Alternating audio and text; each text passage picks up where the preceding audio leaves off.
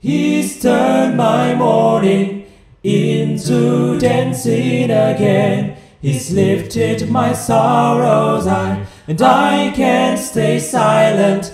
I must sing, for His joy has come. Bapak, Ibu, dan Saudara sekalian, anggota jemaat dan simpatisan GKI Sulung dimanapun berada, jumpa lagi dalam Renungan Harian Sulung. Firman Tuhan akan direnungkan dari 2 Petrus 1 ayat 1 demikian.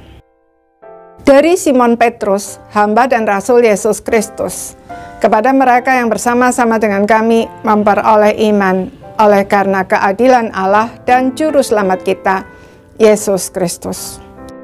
Saudara-saudara sekalian, hidup bermakna dimulai dari mengenal diri sendiri sebagaimana adanya dengan segala kelebihan dan kekurangannya, dan menerimanya dengan sukacita sebagai anugerah dari Bapa yang sempurna. Dengan demikian kita bisa berkarya secara maksimal sesuai dengan rancangan Allah ketika menciptakan kita.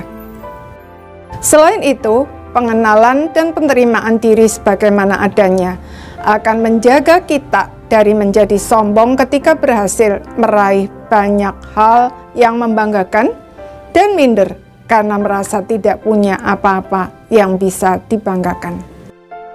Cara Petrus memperkenalkan dirinya di awal suratnya yang kita baca tadi menunjukkan bahwa Petrus mengenal siapa dirinya dengan baik. Mari kita simak apa yang dia katakan. Yang pertama, dia menyebut dirinya Simon Petrus. Simon adalah nama asli Rasul Petrus.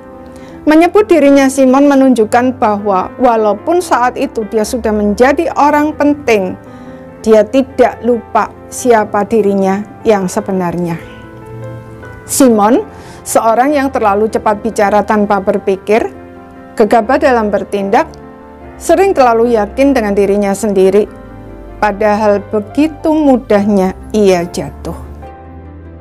Namun dia juga sadar akan anugerah Tuhan Yesus yang berkenan memberinya nama Petrus, batu karang, sebagai simbol bahwa di dalam Kristus hidupnya telah ditransformasi. Tuhan bahkan menaruh di lidahnya sebuah pengakuan penting. Engkau adalah Mesias, Anak Allah yang hidup.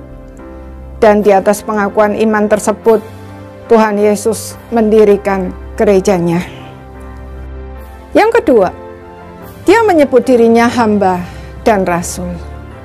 Hamba, doulos, budak, seorang yang telah dibeli dan harganya telah lunas dibayar, dalam hal ini oleh darah Kristus. Hamba adalah status yang paling rendah dalam masyarakat zaman itu. Seorang yang sama sekali tidak memiliki hak pribadi, hidupnya sepenuhnya adalah milik tuannya. Tetapi dia juga mengakui bahwa oleh anugerah Allah dia telah diangkat menjadi rasul, jabatan tertinggi di dalam gereja Tuhan, dan sebagai duta dari kerajaan Allah yang diutus untuk memberitakan Injil di seluruh dunia. Saudara-saudara sekalian, seperti Simon Petrus, di dalam Kristus kita adalah hamba, tetapi juga anak-anak Allah. Setinggi apapun jabatan kita, kita tetaplah hamba. Jadi tidak perlu tinggi hati dan merasa hebat. Sebaliknya, serendah apapun orang menilai kita, kita tetaplah anak-anak Allah. Jadi tidak perlu merasa minder. Yang penting bukan siapa kita dan di mana kita berada, melainkan apakah kita adalah orang beriman. Nilai diri kita bukan ditentukan oleh siapa kita dan di mana posisi kita, tetapi siapa yang memiliki kita dan ada di dalam kita. Karena itu, siapapun kita dan dimanapun tempat kita, mari kita bersyukur untuk hidup kita di dalam Kristus dan berkarya secara maksimal untuk kemuliaannya. Maka Tuhan akan membuat hidup kita bermakna. Amin. Mari kita berdoa. Ya Tuhan, kami bersyukur karena Engkau menciptakan kami secara unik dan di mata-Mu kami berharga.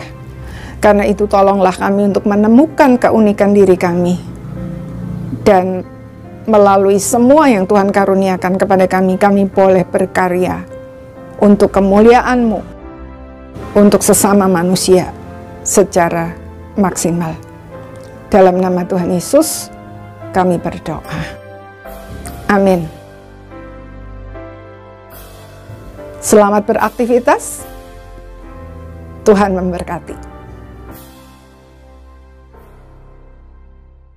Joy has come.